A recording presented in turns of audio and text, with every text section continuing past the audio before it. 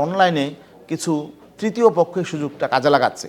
তারা কেউ কেউ আমাদের পক্ষ হয়ে জামাতে ইসলামকে বিভিন্ন রকম কটাক্ষ করছে, আবার তৃতীয় পক্ষের কেউ কেউ জামাত হয়ে আমাদেরকে বিভিন্ন রকম সমালোচনা করছে, বিদ্বেষ ছড়াচ্ছে। যে যদি আমরা মনোনয়নপত্র সাবমিটের আগে আমরা একক ক্যান্ডিডেট সিলেক্ট করতে পারতাম, এটা ভালো হতো, সুন্দর হতো।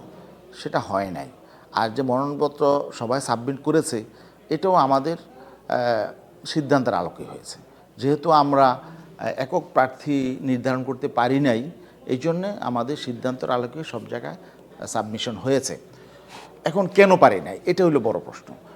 দেখেন, আপনারা হয়তো লক্ষ্য করেছেন যে একেবারে শেষ পর্যায়ে এসে আরও কিছু রাজনৈতিক সংগঠন আমাদের সাথে সম্পৃক্ত হয়েছে। তো হওয়াতে আমরা আলোচনা একটা পর্যায়ে নিয়ে এসেছিলাম, তারপরে কিন্তু দেখা গেলো আবার বিন্যাস করতে হয়েছে, তাই না? পুনর্বিন্যাস করতে হয়েছে। এই সময় কভার করা যায় নাই। তো বুঝেনি তো, এখানে তো অনেকগুলো রাজনৈতিক দল, এদের মধ্যে তো সবাই যে একই চিন্তার থাকবে তা তো না, সবার একরকম দাবি থাকবে তাও না। যে কারণে আসলে বাস্তব কারণেই আমরা এই সাবমিশনের আগে আমরা আসলে একক প্রার্থী নির্ধারণ করতে পারি নাই। আমাদের কর্মীদের প্রত্যাশা ছিল যে একজনই প্রার্থী এখানে হবে, তো যেহেতু হয় নাই, তো এই বিষয়টা নিয়ে নানা রকম ডালাপালা ছড়াচ্ছে এক। আর সবচেয়ে বড় হয়েছে যে অনলাইনে কিছু তৃতীয় পক্ষের সুযোগটা কাজে লাগাচ্ছে। তারা কেউ কেউ আমাদের পক্ষ হয়ে জামাতে ইসলামকে বিভিন্ন রকম কটাক্ষ করছে, আবার তৃতীয় পক্ষের কেউ কেউ জামাত হয়ে আমাদেরকে বিভিন্ন রকম সমালোচনা করছে, বিদ্বেষ ছড়াচ্ছে। এটা আমরা রিয়েলাইজ করছি।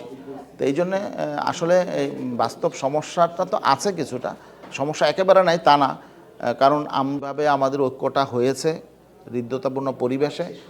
এটার একেবারে শেষ পর্যন্ত এটা মানে অব্যাহত থাকুক, এবং আমরা আরও কিছু পথ, আমরা তো চাবো যে ইসলামী শক্তি ঐক্যবদ্ধ থাকুক সব সময়ের জন্যই, তাই না? বিশেষ করে এই নির্বাচন নিয়ে মানুষের মধ্যে যে প্রত্যাশাটা তৈরি হয়েছে, এই আমাদের এই ইসলামী শক্তির, ঐক্যবদ্ধ শক্তির পক্ষে যে জাগরণ তৈরি হয়েছে, তো এটাকে তো আমরা ব্যাহত হতে দিতে পারি না।